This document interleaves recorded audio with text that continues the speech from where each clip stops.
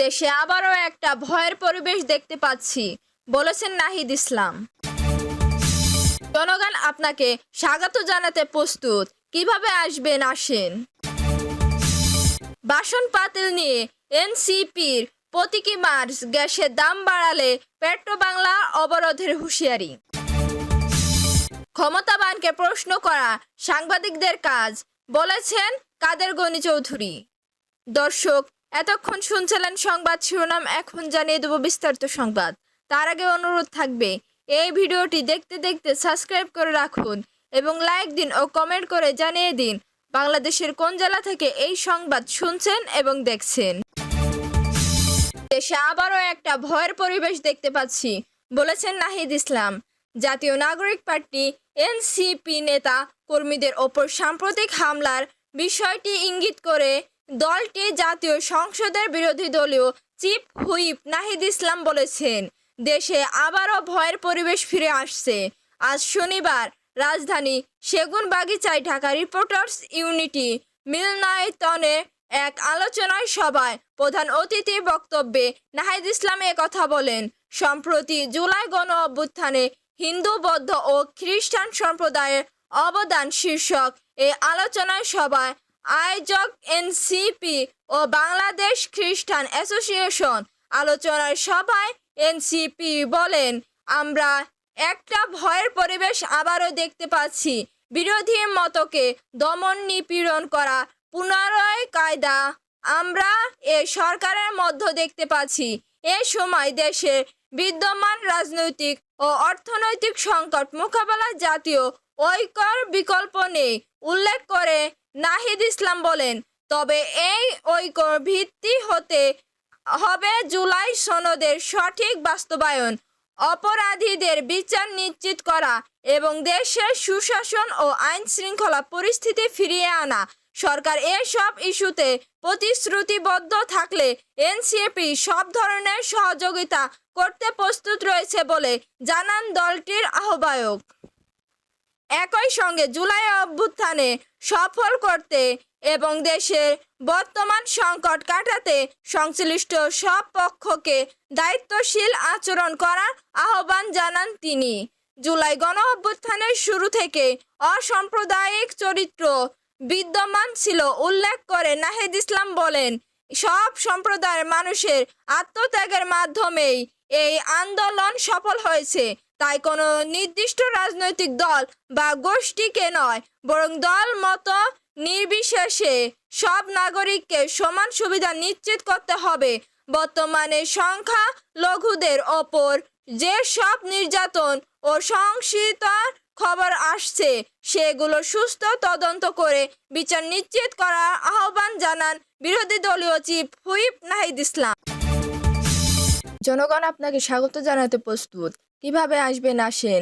জুলাই গণ অভ্যুত্থানে ক্ষমতাচ্যুত প্রধানমন্ত্রী শেখ হাসিনা দেশে ফেরা প্রসঙ্গে জামায়াতের ইসলামী সেক্রেটারি জেনারেল মিয়া গোলাম পরোয়ার বলেছেন, উনি দেশে আসতে চাচ্ছেন, তো জনগণ আপনাকে স্বাগত জানানোর জন্য প্রস্তুত আছে, আসেন, কিভাবে আসবেন। বিএনপির সমালোচনা করে জামায়াতের এই নেতা বলেন, প্রধানমন্ত্রীকে বলবো, আপনার মন্ত্রী মিনিস্টারদের মধ্যে দুর্বলতা আছে। ফ্যাসিবাদের দোষরদের আপনি আদালত থেকে জামিন দিচ্ছেন। ইনক্লুসিভ ইলেকশনে অংশগ্রহণমূলক নির্বাচনের মাধ্যমে ফ্যাসিবাদের প্রেতাত্মাদের বাংলাদেশে ঢোকার জন্য ষড়যন্ত্র করেছেন। আবার যদি 24 রক্তাক্ত ইতিহাস সৃষ্টিকারী ফ্যাসিবাদের প্রেতাত্মাকে এই সুযোগ দেন, জনগণ তা মেনে নেবে না।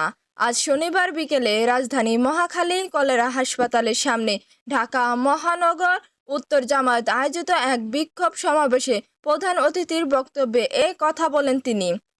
জুলাই অভ্যুত্থানে রক্তের স্মৃতি বাংলার মানুষ ভোলেনি উল্লেখ করে জামায়াতের এই নেতা বলেন, কিন্তু ভুলে গেছে সেই জুলাই বিপ্লবের সুবিধাভোগী ক্ষমতাসীন বিএনপি।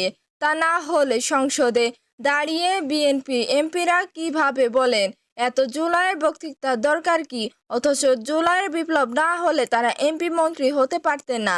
বিএনপির প্রতি আহ্বান জানিয়ে তিনি কথা বলেন, গণভোটের গণরায় কার্যকরের জন্য পার্লামেন্ট সংবিধান সংস্কার পরিষদের আহ্বান করুন, 84টি সংস্কার সম্পূর্ণ করুন, সংবিধানে তফসিলে অন্তর্ভুক্ত করুন। তা না হলে রাজনৈতিক সাংবিধানিক বিতর্ক যদি পার্লামেন্টে নিষ্পত্তি না করেন, আমাদের আর কোনো পথ থাকবে না।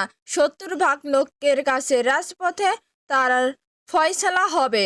সমাবেশের শেষে মহাখালী থেকে একটি গণমিছিল বের করা হয়, যা তেজগাঁও তিব্বত মোড়ে গিয়ে বাসন পাতিল নিয়ে এনসিপির প্রতীকী মার্চ। গ্যাসের দাম বাড়ালে পেট্রোবাংলার অবরোধের হুঁশিয়ারি। বাসন ও পাতিল হাতে রাজধানী কাউরান বাজারে পেট্রোবাংলার ভবন অভিমুখে প্রতীকী মার্চ করেছে জাতীয় নাগরিক পার্টি এনসিপি।